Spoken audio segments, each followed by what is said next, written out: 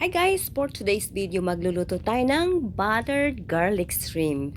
Masarap na ulam para sa pananghalian. Maglalagay lang ako ng 2 kutsarang butter sa aking kawali. Ayan. And then, na-miss ng camera, nilagyan ko rin siya ng 1 kutsara na mantika para naman hindi siya masunog. At nilagay ko na rin yung aking bawang. Ayan, gigisa-gisahin lang natin yung bawang. At maglalagay din ako ng sibuyas. Isang sibuyas lang na chinap-chap ko yan. Kung ayaw nyo maglagay ng sibuyas, wala namang problema. Kung gusto nyo talaga, ay bawang lang. Ayan, igigisa-gisa lang natin hanggang sa lumabas na ang bango ng sibuyas at bawang. At maglalagay din ako ng oyster sauce. Ayan, 2 kutsara yung nilagay ko na oyster sauce. At dadagdagan din natin ng iba pang mga panimpla. Lalagyan natin siyempre ng powder seasoning, pampasarap. At lalagyan ko rin siya ng tomato paste. Ayan, para sa pampakulay at pampalasa na rin. So, kung di kayo naglalagay, okay lang. So, ito na, ilalagay ko na yung hipon. Bali nga pala guys, 1 kilo yung hipon. Tapos, ibinabad ko siya sa Sprite. Ayan, igigisa natin siya hanggang yung hipon ay magkulay pink na. Lalagyan natin siya ng asin. Kung napansin nyo, hindi pa ako naglalagay ng asin.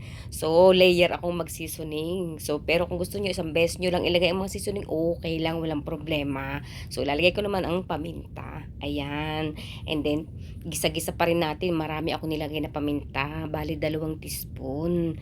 Ayan, para mas may kagat yung anghang niya. At lalagyan ko pa rin ng cayenne pepper para mas kumagat talaga yung anghang niya.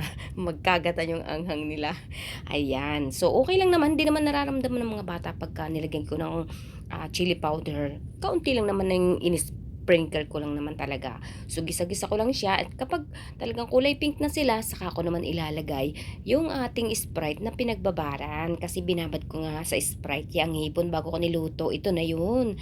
So, ilalagay. Hindi ko siya ilalahat at masyadong marami. Pero kung gusto ko yung medyo may kaunting sabaw siya. Tatakpan natin. At pag kailangan ng ilang minuto, ay ito na siya. So, iyan na guys. Luto na siya.